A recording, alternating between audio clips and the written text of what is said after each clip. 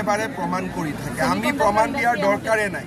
সেমিকন্ডাক্টৰৰ সময়ত মল্লিকাৰ্জুন খাৰ্গে লৰাই বিৰোধিতা কৰিছিল IIMত অসমৰ পৰা যোৱা সাংসদসকলে বিৰোধিতা কৰিছে গতিকে এখেতসকলৰ বিষয়ে অসমৰ ৰাইজে বুজি পায় আৰু সেই কাৰণে মই ভাবো যে অসমৰ ৰাইজে তেওঁলোকক যোগ্য উত্তৰ দি আহিছে আৰু দি যাব অসমৰ পৰিৱেশ বহুত বেছি ঠিক নহয় যেহেতু আমি অসমত আছো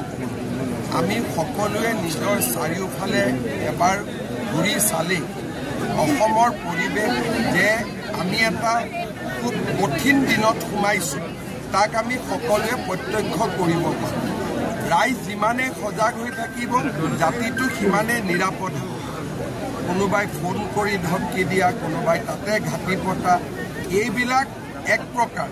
কিছুদিন পিছত নিত্য নৈমিত্তিক ঘটনা হ'ব সাংবাদিকেও প্ৰশ্ন নকৰিব ঘটনা বুলিয়েই মানি ল'ব এতিয়াই সময় কিবা এটা কৰা আৰু তাৰ কাৰণে আমিও চেষ্টা কৰিছোঁ ৰাইজেও চেষ্টা কৰিছে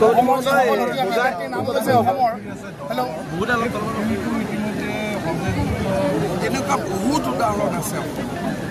অসমত যিসমূহ জেগাত সন্দেহযুক্ত বিদেশী তেওঁলোকৰ গাঁওখনৰ নামটো শুনিলে গম পাব তেওঁলোকেতো সেই গাঁৱৰ নাম দিয়া নাই গাঁও আন কোনোবাই দিছিল যদি তাত হিন্দু মানুহ অসমীয়া মানুহ নাছিলে গাঁৱৰ নাম অসমীয়া আৰু হিন্দু কেনেকৈ হ'ব গতিকে সেই গাঁৱত যদি এটাও হিন্দু আৰু অসমীয়া বিচাৰি নাপায় তেনেকুৱা উদাহৰণটো বহুত আছে আগতে নামনি আৰু মধ্য অসমত আছিলে এতিয়া বিশ্বনাথ চাৰিআলি বিহাৰী হৈ ধেমাজি গৈ পাইছে ইফালে উৰিয়াম ঘাট হৈ শিৱসাগৰ গৈ পাইছে গতিকে পৰিৱেশটো বেয়াই হৈ আছে ভাল হোৱাটোতো কৰক অসমত যিখিনি জেগাত উচ্ছেদ হ'ব লাগে তাত উচ্ছেদ নহয় তাক আমি আমাৰ যিটো এটা কয় নহয় যে মানুহে এটা এবাৰ ক্লিয়াৰ সিদ্ধান্ত ল'লে তাৰ পৰা আৰু পিছ হুকি নাহে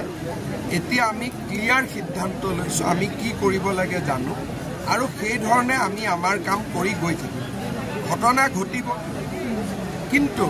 ঘটনাৰ উচিত উত্তৰ দিব পৰা ক্ষমতাও আমাৰ আছে দিব লাগে সিমান কৰা ভাল ক'ৰবাত যদি আমি বেছিকৈ কৰি তেতিয়াহ'লে যিমানটোলৈকে কৰিব নালাগে তাতকৈ যদি বেছি কৰি দিওঁ প্ৰতিটো ক্ৰিয়াৰ এটা প্ৰতিক্ৰিয়া হ'ব গুৱাহাটী মেডিকেল কলেজখন যদি ক'ৰবাত এদিনৰ কাৰণেও বন্ধ হৈ যায় আৰু বহুত লোকৰ সিদিনাখনেই বেমাৰত তেওঁলোকে পথ্য নাপাব